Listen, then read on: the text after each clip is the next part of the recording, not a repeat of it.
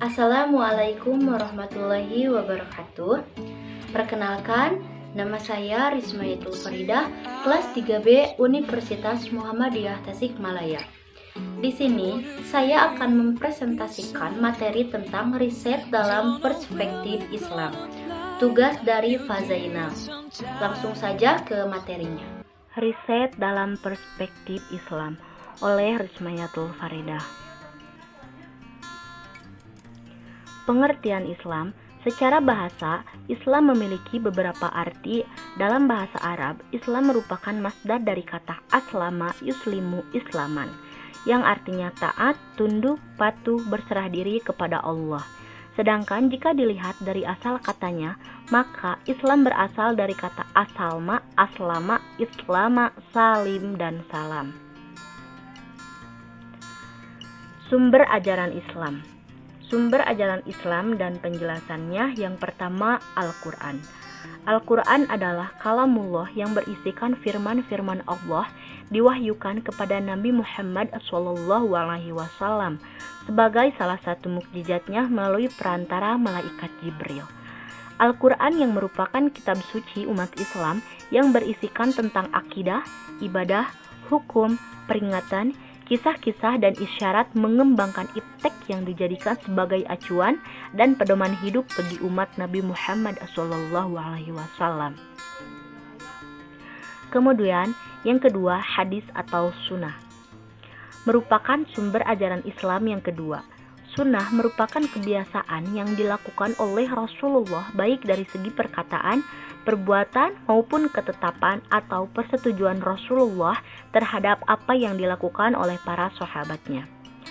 As-Sunnah berfungsi untuk memperjelas, menafsirkan isi atau kandungan dari ayat-ayat Al-Quran dan memperkuat pernyataan ayat-ayat Al-Quran serta mengembangkan segala sesuatu yang samar-samar atau bahkan tidak ada ketentuannya di dalam Al-Quran. Yang ketiga, ijtihad. Ijtihad yaitu mengerahkan segala kemampuan berpikir secara maksimal untuk mengeluarkan hukum syar'i dari dalil-dalil syara', yaitu Quran dan hadis. Ijtihad dapat dilakukan jika ada suatu masalah yang hukumnya tidak terdapat di dalam Al-Quran maupun hadis.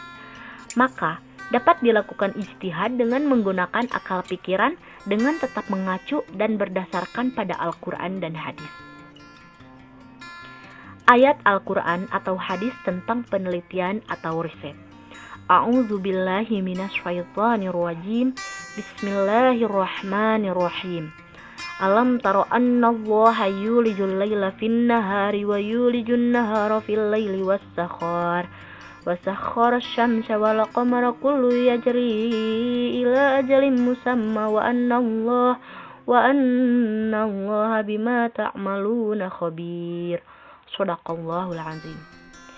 Tidaklah engkau memperhatikan bahwa Allah memasukkan malam ke dalam siang dan memasukkan siang ke dalam malam, dan Dia menundukkan matahari dan bulan masing-masing beredar sampai kepada waktu yang ditentukan.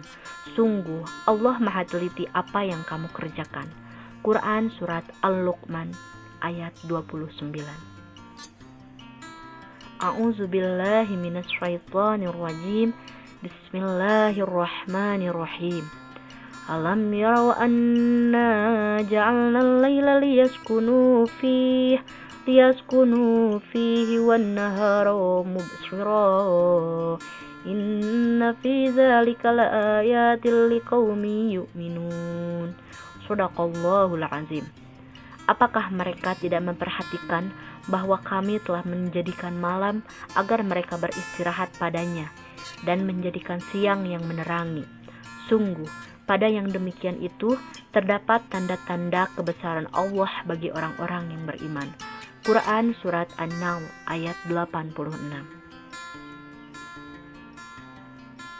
A'udzubillahi minasyaitonirrajim. Bismillahirrahmanirrahim. Allahu nurus samawati wal ard. Masalu nurihi kamiskatin fiha misbah. Al-misbahu fi zujajah. الزجاجة كأنها كوكب دري يوقد من شجرة مباركة زيتونة لا شرقية ولا غربية يكاد زيتها يضيء ولو لم تمسسه نار نور على نور يهدي الله لنوره من يشاء ويضرب الله الأمثال للناس والله بكل شيء عليم. Shadaqallahul azim.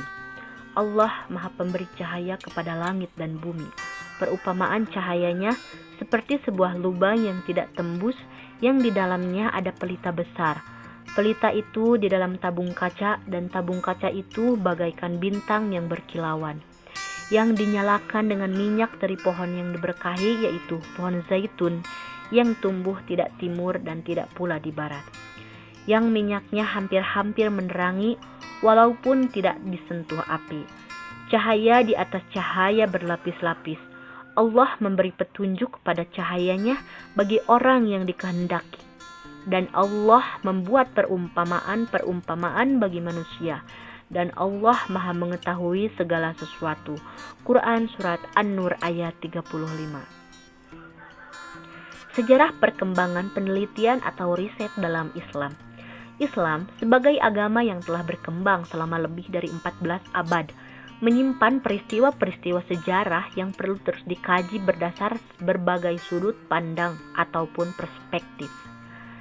Peristiwa-peristiwa yang secara garis besar menyangkut masalah-masalah ajaran, pemikiran, sosial, politik, ekonomi, budaya, dan sebagainya itu secara material atau objek material adalah sama-sama merupakan objek sejarah Islam.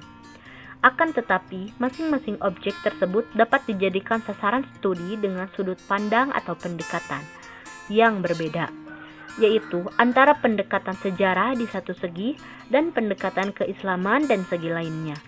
Dalam hal ini, kedua pendekatan tersebut memiliki paradigma serta kerangka metodologis yang membedakannya antara disiplin ilmu umum dan ilmu keislaman. Tentang kebenaran. Kebenaran dalam hukum Islam dapat dilihat pada 3 sisi, yaitu kebenaran yang dilandasi dengan filsafat, yakni dengan menuntut ilmu, pengetahuan untuk memahami. Sedangkan agama adalah menuntut pengetahuan untuk beribadah. Selanjutnya, filsafat kebenarannya adalah relatif dan tidak ada satupun yang mutlak sempurna. Jika satu masalah tidak terjawab oleh ilmu pengetahuan, maka filsafat pun terdiam atau memberikan jawaban dugaan, spekulasi, terkaan, sangkaan, dan perkiraan. Maka manusia berada dalam kebingungan. Nilai dan ilmu. Nilai menyangkut komitmen emosional secara mendalam terhadap suatu pandangan tertentu mengenai objek. Reaksi yang diberikan subjek terhadap objek berupa manusia, benda, dan lain-lain. Nilai membimbing tujuan yang dikehendaki dan mempengaruhi cara atau metode yang digunakan. Etika riset dalam Islam. Yang pertama, jujur ataupun tidak dusta. Jujur dalam pengumpulan bahan pustaka, mengumpulkan data, pelaksanaan metode, dan prosedur penelitian serta publikasi hasil. Kemudian, menjaga kelestarian hidup atau tidak berbuat kerusakan. Bertindak ihsan, tidak merugikan lain dengan mengatur aspek. Manfaat riset dalam Islam. Riset bertujuan agar riset yang dilakukan bermanfaat bagi kemaslahatan hidup manusia, baik itu secara teoritis atau akademik maupun empirik atau lapangan. Mengangkat derajat umat Islam dengan adanya riset yang dilakukan kaum muslim sendiri dalam rangka menjunjung tinggi kejayaan umat. Terima kasih. Sekian dari saya. Mungkin itu saja materi yang dapat saya sampaikan. Mohon maaf untuk segala kekurangan dan kesalahannya. Wassalamualaikum warahmatullahi wabarakatuh.